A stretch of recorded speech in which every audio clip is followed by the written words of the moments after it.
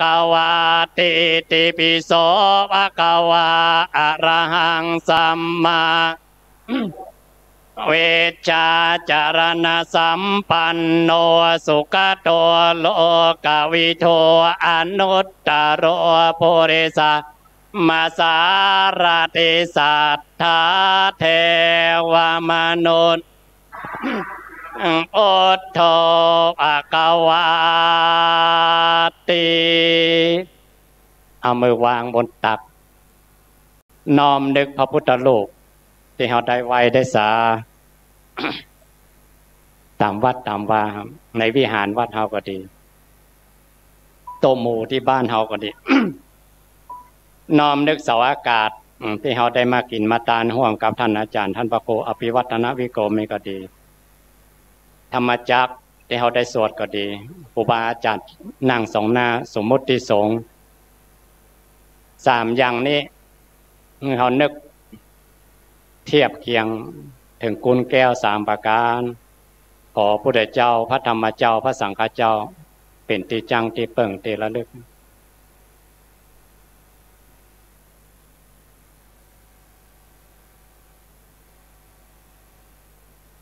โอก็คือพุทธคุณเอาสวดพระธรรมจักรกับพระธรรมคุณครูบาอาจารย์นึกถึงสังฆคุณครูบาอาจารย์เจ้าที่นั่งทรงหน้าพวกเราทั้งหลายขอพุทธเจ้าเป็นที่จังที่เปิ่งที่ระลึกถึงเป็นที่ยึดติด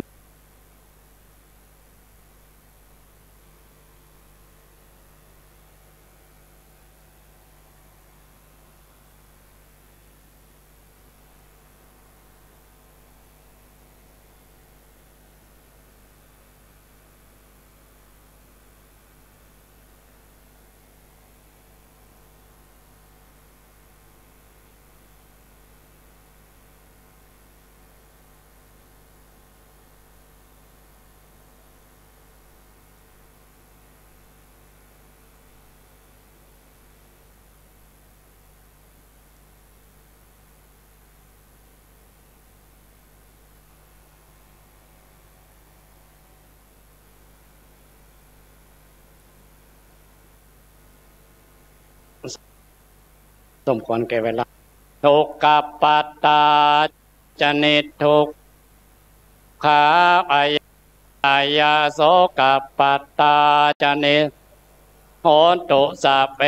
ปิปานิโนเอตาวตาจะอัมเมสัมปะทังบุญญาสัมสัพเพเทวานุโมทันตุสัพพสัมปติสิทธิยาทานังทันตุสัตยสีลังรักขันตุสัพพทาภาวนาวิรัตโหนตุกัจจันตุเทวตากตาสัพเพพุทธาภาลัเจกานันจะยังภาลังอาลาอันทานันจะเตเชนรักกังปันดามิสัพพะโสภวตุสัพพมังคลังรักขันตุสัพพเทวะสัพพพุทธานุภาเวนัสทธาโสทิภวันตุเตภวตุสัพพมังเทวตาสัพพธรรมานุภาเวนัสทธาโสทิภวันตุเตภวตุสัพพมังครักขันตุสัพพเทวตาสัพพสังฆานุภาเวนัสทธาโสทิภวันตุเต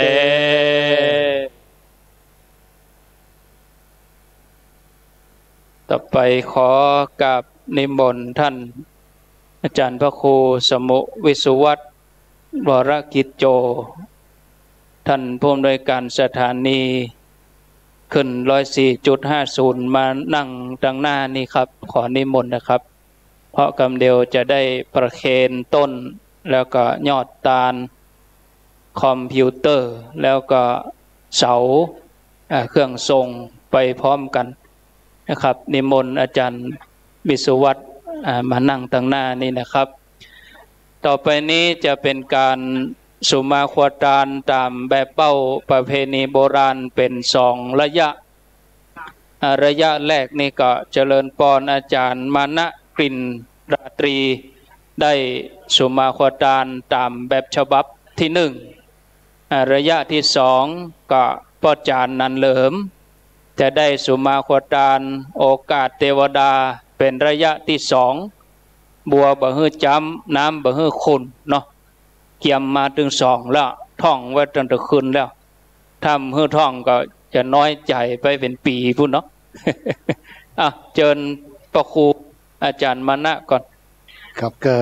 ประทับใจมากครับที่พระเดชพระคุณเจ้าและศรัทธาทุกคนมาร่วมด้วยช่วยกันในการทอดถวายเสาอากาศวิทยุและทอดพระป่าในวันนี้นะครับ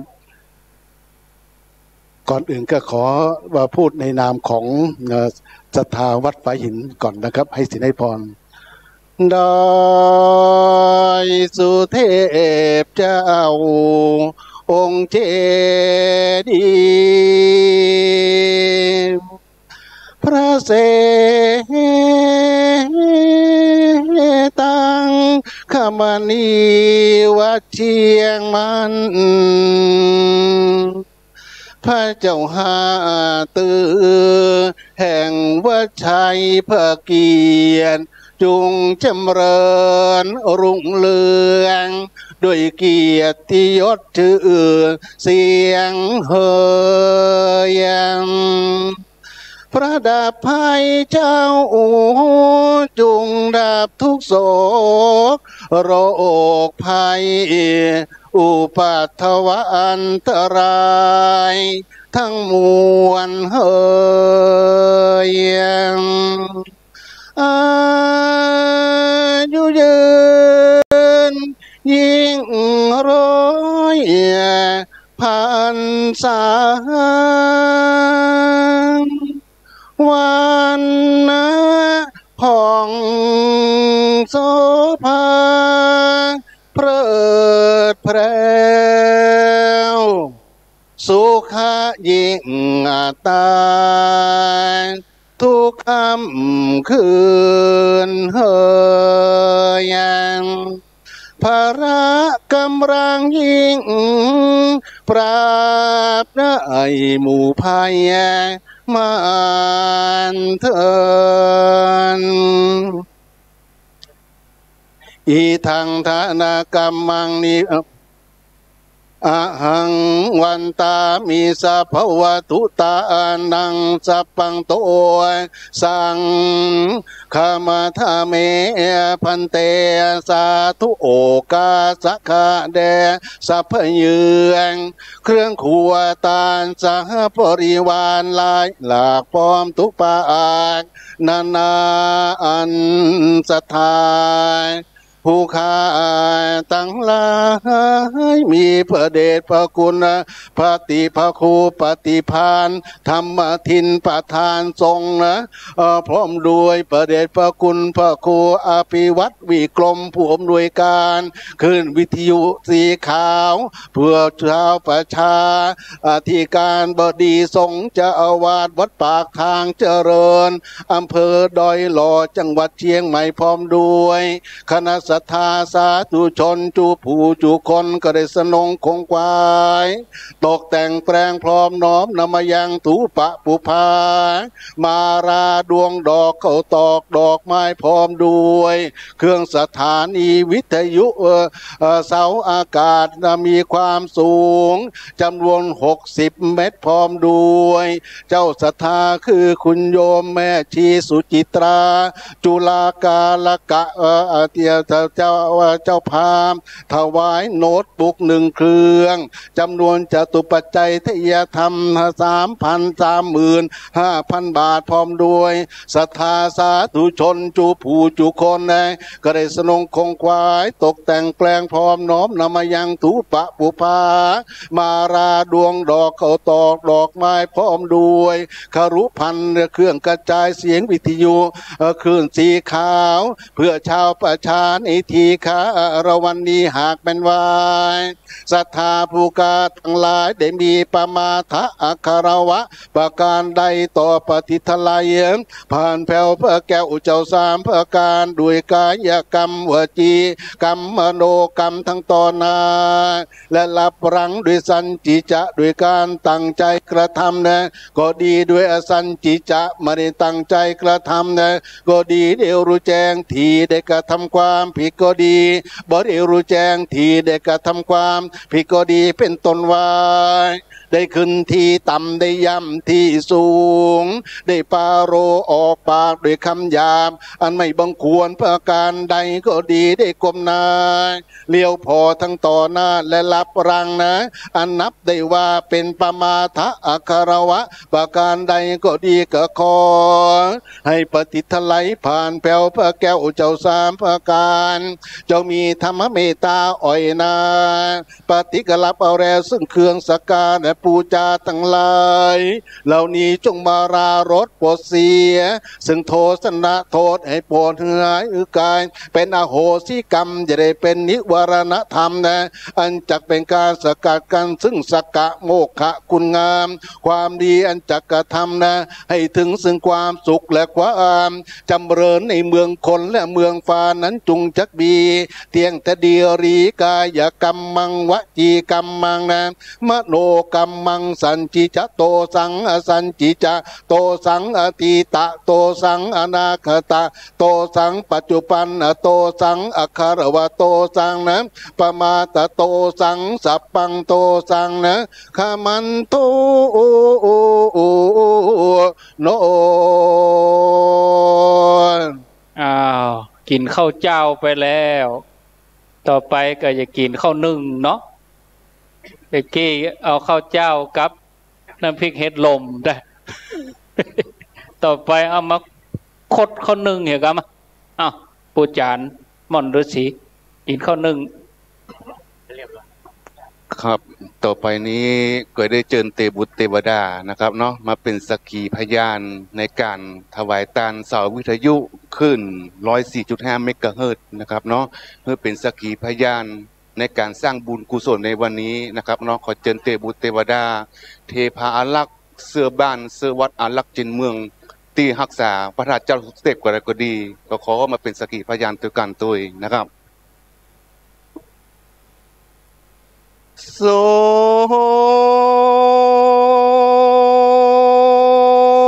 นันนาโต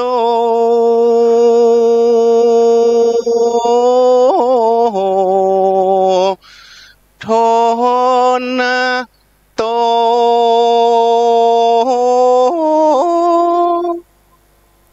โต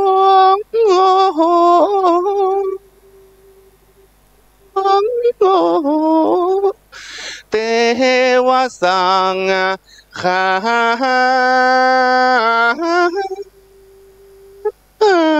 โยฟังละเทวบุตรเทวดาตั้งหลายเฮ้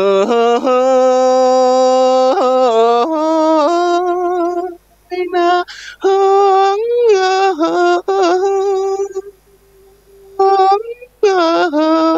้ยตุกหมูอันสถิตตั้งอยู่กูวิมานบนเ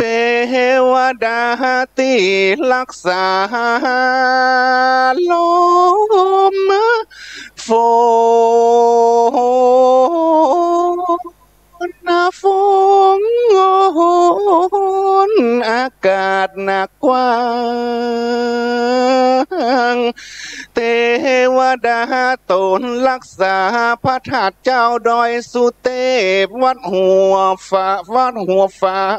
ไฟหินตาตั้งพระธาตุเจ้าเจ ดีขอนำข่าวการตานสาววิทยุวานันนี้ขึ้นไปสู่ห่วงสวรรค์หวัง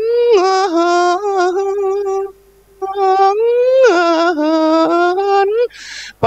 กับตาโอมาเข้าวานตนเป็นใหญ่บนสวรรค์แหล่งอะไรให้พระอินทร์พระพรหมมากดเอาลายหมายเอาชื่อสัมมนาสถากูคนไปสายเอาไว้ไหนมหาสุวรรณปัตตาลามาคำงามโจตนตนจุคนเดเตอ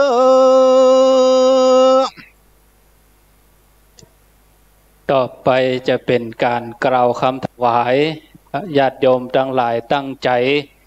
ก่อนจะกล่าวคำถวายนี่ก็ขอเพื่อญาติโยมได้พิจารณาตัวเองว่าเฮาอยู่ในเขตจังหวัดใดอาตมาจะถามถ้าถามเป็นอำเภอนี่มันนักล้ำถามเป็นจังหวัดดีกว่าเข้าใจว่าคงจะมาเพียง3 จังหวัดเท่านั้นถ้าจังหวัดไหนนักจะเอาเสาไว้จังหวัดนั้น ถ้าเจียงไฮ้นักก็ถวายหลวงพ่อพระครูปฏิพันธ์ไปเนาะเอาต่อไปถามจังหวัดละปูนที่นั่งที่อยู่นี่จังหวัดละปูนยกมือขึ้นนักอยู่นะดูทางหลังนี่ก็มีโอ้มันนักทางในเพ่เตียวออกมาเปาะกันนอกเพ่กะ ต่อไปจังหวัดเจียงไฮ้ยกมือขึ้นโดเอาเสียงจ่วยตัวบ่ได้ไปละเสาเนี่ยต่อไปจังหวัดเชียงใหม่ยกมือขึ้นโดยก2 เบี้ยงเลยจำเป็นได้เอาไว้ฝ่ายหินเนี่ยเนาะโดเอาสาธุให้ตัวเองเสียสาธุสาธุสาธุเอากล่าวคำถวายเด้อกับตั้งนะโม3จบพร้อมกันนะครับนะโมตัสสะภะคะวะโตอะระหะโตสัมมาสัมพุทธัสสะนะโมตัสสะภะคะวะโตอะระหะโตสัมมาสัมพุทธัสสะนะโมตัสสะภะคะวะโตอะระหะโตสัมมาสัมพุทธัสสะโปรดว่าตามนะครับอิมานิมะยังพันเตคารพันธานานิสะปริวารานิภิกขุสังฆสาโอโนชยามะสาธุโนพันเตภิกขุสังโฆอิมานิคารุพันธานานิสะปริวารานิปฏิคันหาตูอัมหากันเจวะมาตาปิตูอาทีนันจาปิยชนานังการกตานังหิตายะสุขายะข้าแด่พระสงฆ์ผู้เจริญข้าพเจ้าทั้งหลายขอน้อมถวายซึ่งครุพันธ์ คือเสาอากาศวิทยุมีความสูงจำนวน60 เมตรพร้อมด้วยโน้ตบุ๊กคอมพิวเตอร์จำนวน1 เครื่องและจตุปัจจัยทายทานทั้งหลายเหล่านี้แด่พระสงฆ์ขอพระสงฆ์จงรับซึ่งรายการคารุพันธ์เสาอากาศวิทยุจำนวน60 เมตรพร้อมด้วยโน้ตบุ๊กคอมพิวเตอร์จำนวน1 เครื่องและจตุปัจจัยทายทานทั้งหลายเหล่านี้ของข้าพเจ้าทั้งหลายเพื่อประโยชน์เพื่อความสุขเพื่อความเจริญแก่ข้าพเจ้าทั้งหลายตลอดกาลละนานเทอญสาธุขอเรียนเชิญคุณแม่สุจิตราจุฬาลักษณ์ขึ้นมาประเคนโน้ตบุ๊กนะครับที่ท่านได้กล่าวคำถวายไปขึ้นมาประเคนกับท่านผู้รักษาการเจ้าวาดพระเดชพระคุณพระครูสมุวสุวัฒน์วรกิจโจนะครับซึ่งวันนี้วัดฝาหินประทับใจเป็นอย่างยิ่งครับที่ได้มีโอกาสให้การต้อนรับท่านพระเถรานุเถระพร้อมด้วยคณะศรัทธาทุกหมู่เหล่าที่ท่านได้มีกุศลเจตนาร่วมด้วยช่วยกันในวันนี้นะครับทำบุญร่วมชาติตักบาตรร่วมขันสร้างกุศลร่วมกันก็จะได้เจอแต่สิ่งที่งาม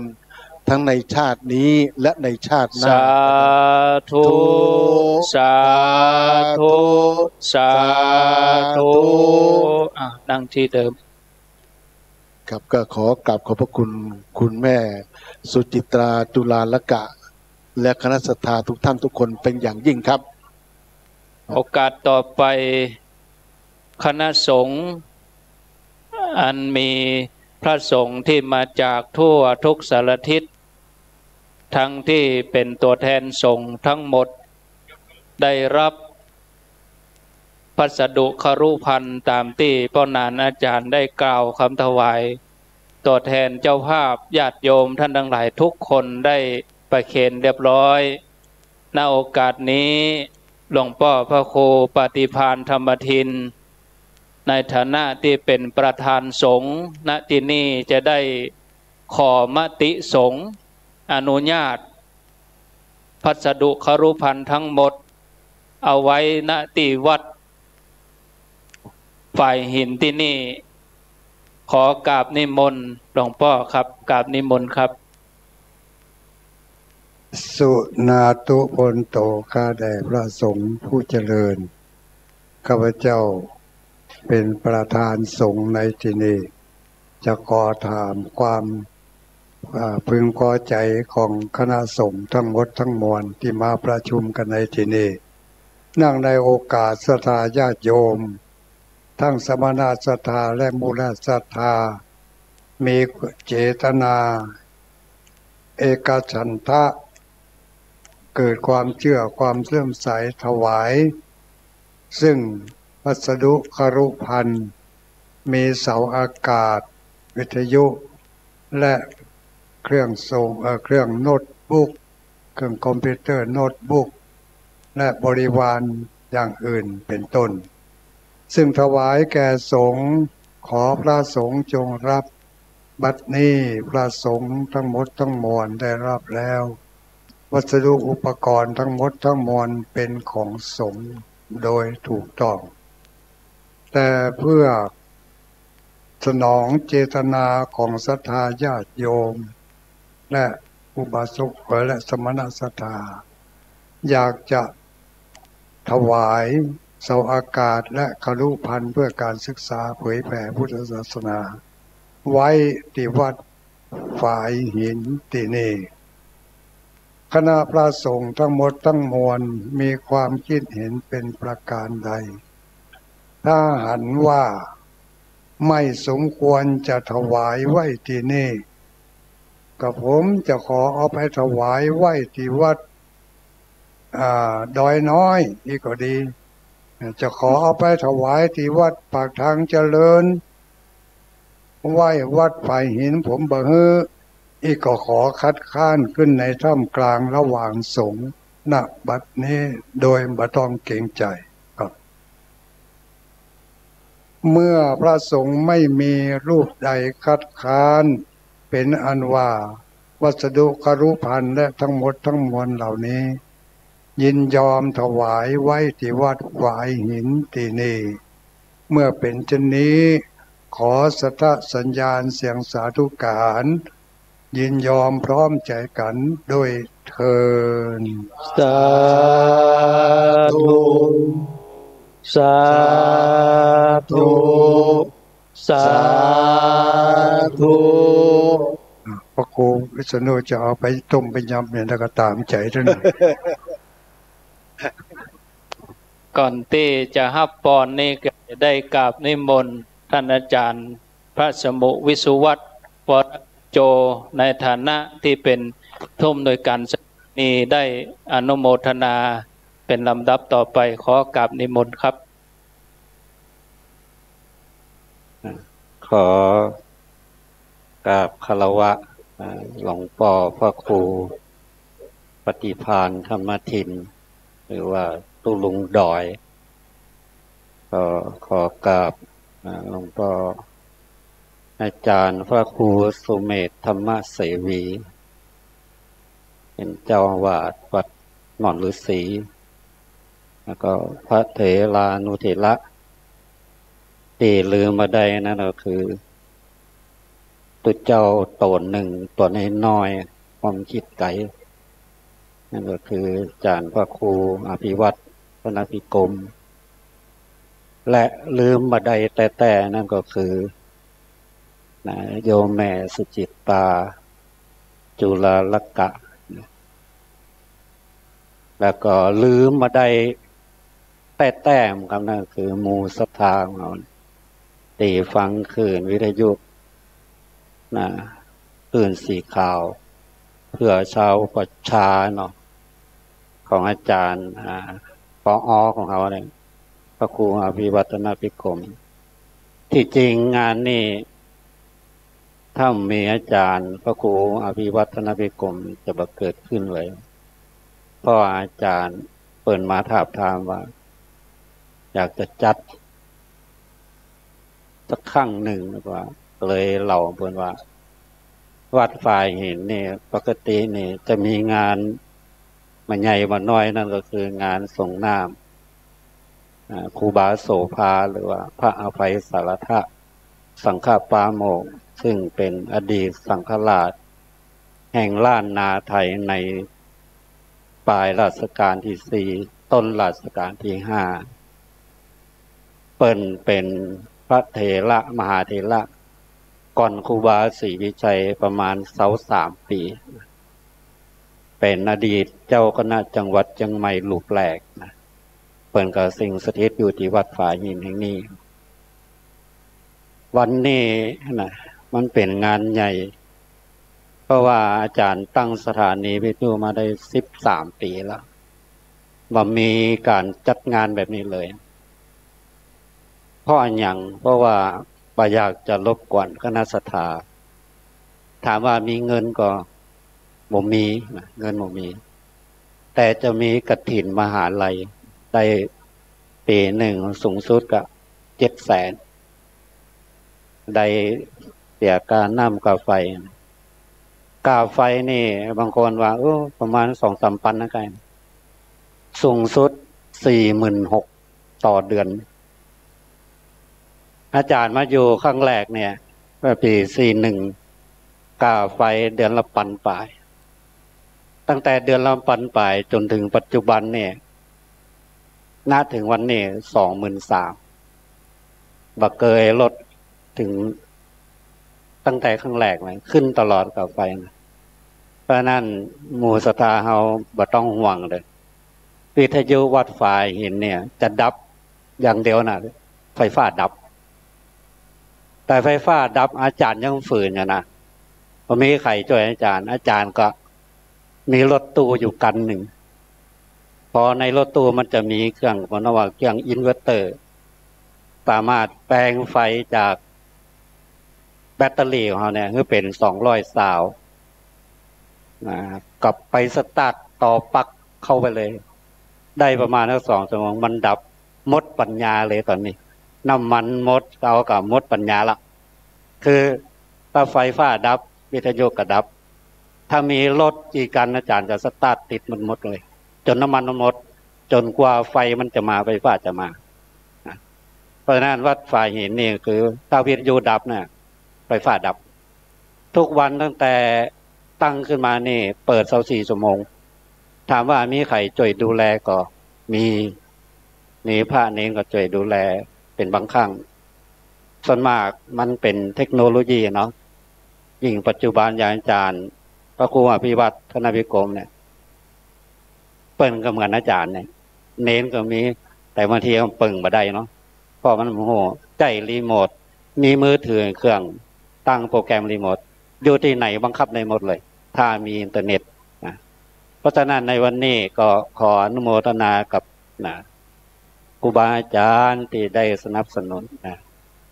บางตนอาจารย์มาหูจักคนนะถ้าออกรายการจากสถานีวัดฝ่ายหินเนี่ย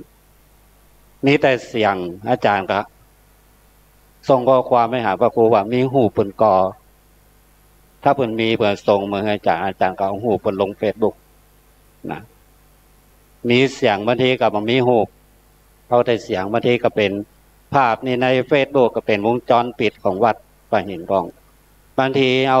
โหลดภาพจากเว็บไซต์ต่างๆเนี่ยเอาลงไปปั๊บสักกรรมเนี่ยมาขึ้นว่าภาพมีลิขสิทธิ์เขาจะเอาลงมาได้เลยว่าถ้ามีลิขสิทธิ์ปั๊บเฟซบุ๊กนั่นจะหายไปมันว่าอย่างไรวะดูได้เฉพาะคุณคนเดียวคนอื่นดูไม่ได้นะมาหำยางว่าบล็อกทั่วโลกอันนี้จบเลยจบข่าวเพราะฉะนั้นภาพบางอย่างนี่จะเป็นภาพกล้องวงจรปิดของวัดบางทีก็อารมณ์ดีก็มาตั้งฝนตกเป็นภาพฝนตกสดจากวัดฝ่ายหินไปอันนี้ก็ทำเต่าที่เขาจะทำได้เนาะเพราะฉะนั้นในวันนี้ก็ขออนุโมทนากับอาจารย์วครูที่เป็นตัวตั้งตัวตีมีการรวมกลุ่มคนฟังวิทยุคลื่นสีขาวทุกคู่ทุกคนในวันนี้เพราะฉะนั้นก็ขอขอบคุณหลวงพ่อพระครูปฏิภาณธรรมทินหรือว่าตุลุงดอยแล้วก็อาจารย์พระครูสุเมธธรรมเสวีพระเถรานุเถระและคณะศรัทธาญาติโยมทุกผู้ทุกคนที่ได้มาร่วมกันเป็นเจ้าภาพสร้างเสาทาวเวอร์ของสถานีวิทยุ FM 104ของวัดฝ่ายหินบุญบารมีของหมู่เฮาทั้งหลายจงมาเป็นตบะเป็นเดชะเป็นปรวปัจจัยอุดหนุนนำส่งกับหมู่เฮาทั้งหลายให้มีความสุขความเจริญคิดสิ่งไหนประกอบด้วยคุณงามความดีของแต่ละท่านแต่ละรูปแต่ละนามก็ขอให้สิ่งนั่นจงพันสำเร็จจงพันสำเร็จทุกท่านเถิดสาธุ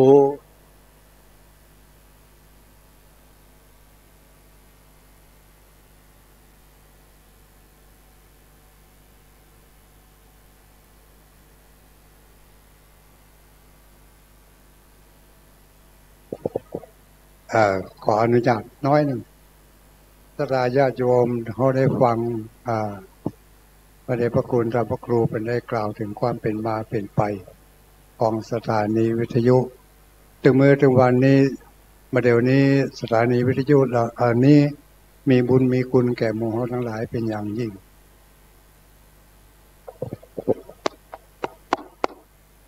แกล้งกันครับ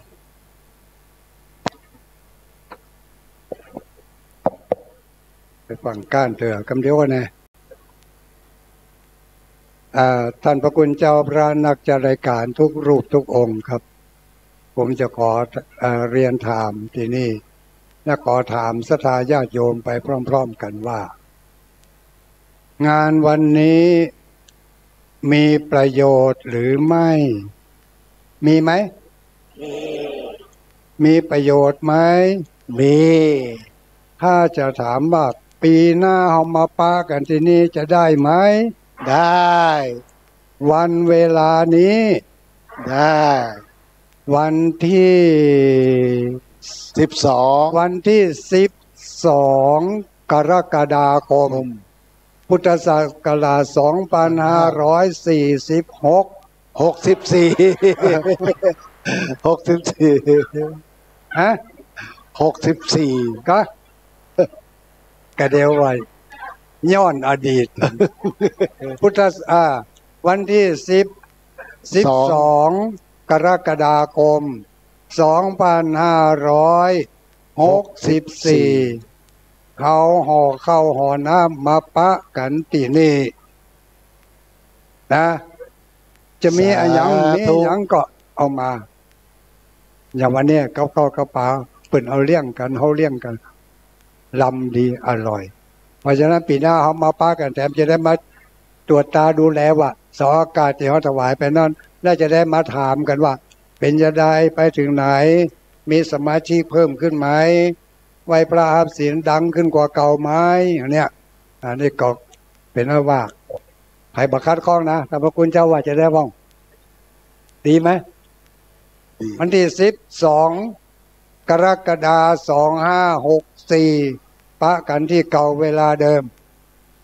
ยะถาวาริวหาปุราปาริปุเรนติสากรังเอวเมวะอิโตตินังเปตานังอุปกปปติอิจิตังปฏิตังตุมหังกิปะเมวะสมิจฉตุสัพเพปุเรนตุสังฆปาจันโทปนรโสยะถามณิโชติลโสยะถาเววัจจันโตสัพพะโรโควินาศตุมาภวัตวันตรายโยสุขิติกาภวะอภิวาทนาสิเลสเนจังวุตปัจจายโนจัตตารโอธรรมวัฏฏันติอายุวันโนสุขังพลังอายุวัฏฏโกธนวัฏสิริวัฏฏโกยัสสวัฏฏโกภละวัฏฏโกสุขวัฏฏโก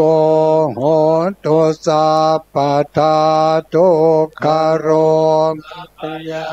เวราโสกาสันตุจุปัฏฐวาอเนกาตารายาปิวินาสันตุจเตจัสสาเดตานังลาพังโสทิภคยังสุขังพลังโยจะวันโนจะโพกังบุตถิจะยัสสวาสาจะอายุจะชีวสิทธิภวันตุเตสัพพมังคลังรักขันตุสัพพเทสัพพทานุภาเวนัสสทาโสทิภวันภวตุสัพพมังคลังรักขันตุสัพพเทสัพพธรรมานุภาเวนัสสทาโสทิตุเตภวตุสัพพมังคลังรัก กันตุสัพวัตตาสัพพสังฆาโนอาเวนัสตตาโสติภาวันตุเตสาธุสาธุสาธุขอเรียนเชิญทุกท่านได้กล่าวแผ่เมตตาด้วยกันนะครับอีทังทานากัมมังนิปานาปัจจยโยโหนตุโนนิจังอีตังศีลากัมมังนิปานาปัจจยโยโหนตุโนนิจังอีตังวนากัมมังนิปานาปัจจยโยโหนตุนิจังยังกินจิกุสรังกตัมกัมมังสัพเพหิกะเตหิกะตังปุญโนอนุโมทันตุสุนันตุปนโตเยเตวอาสามิงธาเนอาทิกตาทิกายุงสัทธาโอนตุสัพพสัตตานังสุงอัตตานังปาริอารันตุมาตาปิตาสุขินโหนตุทุกขปะมุญจันตุสัพเพยาติงสุขิตาโหนตุทุกขปะมุญจันสัพเพอาญาติกาสุขิตาโหนทุกขปะมุญจันตุสัพเพปิสาจามยักขาสัพเพเปตาสุขิตาโหนทุกขปะมุญจันตุสัพเพนักขตาสุขิตาโหนทุกขปะมุญจันตุสัพเพเตวาสุขิตาโหนทุกขปะมุญจันตุสัพเพอาจาริงปัจฉายาสุขิตาโหนตุทุกขปะจันตุสัพพสัมปตินังสามิจันตุโวเยนาวาจายาวาเจตสาวาปุตไตกุกัมมังปะกะตังมา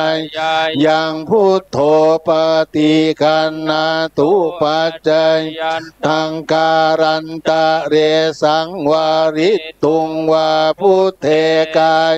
นาวาจายาวาเจตสาวาธรรมเมกุกัมมังปะกะตังมายายังธรรมโมปฏิคันนาตุอาจยันตังการันตะเรสังวาริตุงวาธรรมเมกายเยนะวาจายาวาเจตสาวาสังเขกุกัมมังปะกะตังมายายังสังโฆปฏิคันนาตุอาจยันตังการันตะเรสังวาริตุงวะสังเขวันตาน้อยครูบาอาจารย์เด้อญาติโยมก้มตัวลงวันตามิพันเตสัมปังอาปะลาทังกามตาเมพันเตมยากาตังปุญญังสามินาอนุโมทิตาพังสามินากาตังปุญ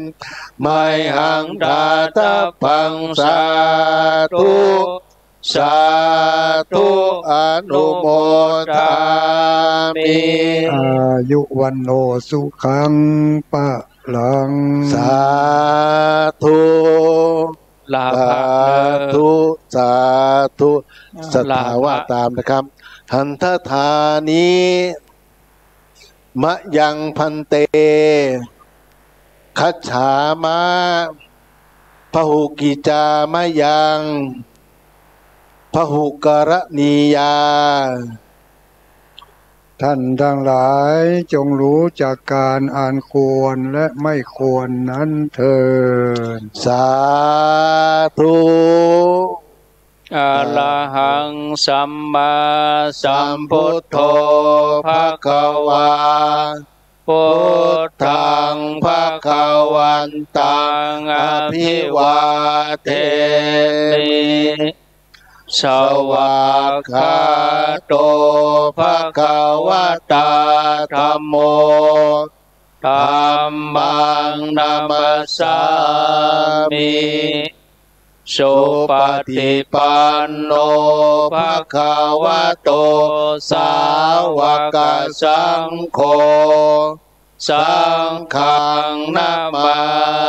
มิจบพิธีกลับบ้านได้ เดินทางโดยสวัสดิภาพนิมนต์ตุลุงยองไม่ไหนมาส่งศรัทธาจนกว่าบะมีไผ่สักคนเนอะอย่านอนนี่แหมคืนอยู่อันนี้มนต์ตุลุงชัยวัฒน์ท่านพระครูไพศาลตัวขั้นรายการก็ได้นะครับเพราะสถานีเปิ้นก็ยังถ่ายทอดอยู่ครับผมขอบคุณท่านอาจารย์นิคมท่านพระครูไพศาลสุตตการนิมนต์ตุลุงโอ้โชคดีมีสุขอันนิมนต์ครับตุลุงไปเลยเดี๋ยวนิมนต์ท่านพระครูไพศาลก่อนนะครับเพื่อได้อุชกรรมเตื้อนะครับนิมนต์นะครับ